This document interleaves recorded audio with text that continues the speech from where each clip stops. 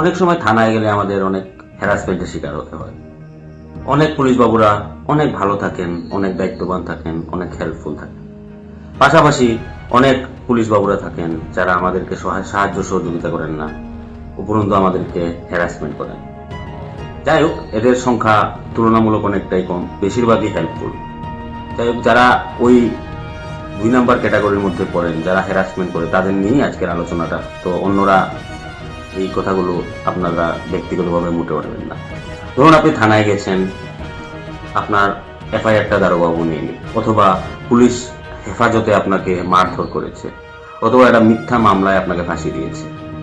এক্ষেত্রে আপনি কি করবেন? চুপ থাকবেন?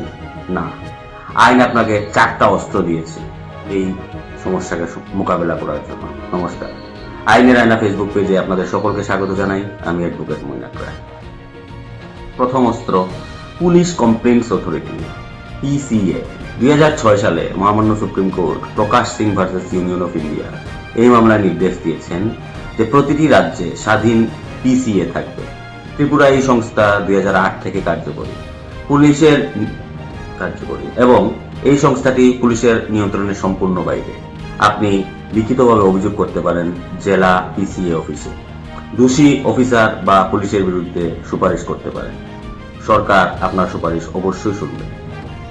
এবার আসা যাক 2 নম্বর অস্ত্র, তা হলো ম্যাজিস্ট্রেট কোর্ট। যদি পুলিশ আপনার এফআইআর না নেয়, তাহলে বিএনএসএস ধারা 175(3) অনুযায়ী সরাসরি আপনি জুডিশিয়াল ম্যাজিস্ট্রেটের কাছে আবেদন করতে পারেন। ম্যাজিস্ট্রেট পুলিশকে তদন্তের জন্য নির্দেশ দেবে। থানার সামনে বসে না থেকে সরাসরি চলে আসুন কোর্টে। যদিও কোর্টে মামলা করার আগে আপনাকে এসপির কাছেও একটা আবেদন করতে হবে। এবার আসা যাক 3 নম্বর অস্ত্র, যা হলো মানবাধিকার কমিশন বা হিউম্যান রাইটস কমিশন।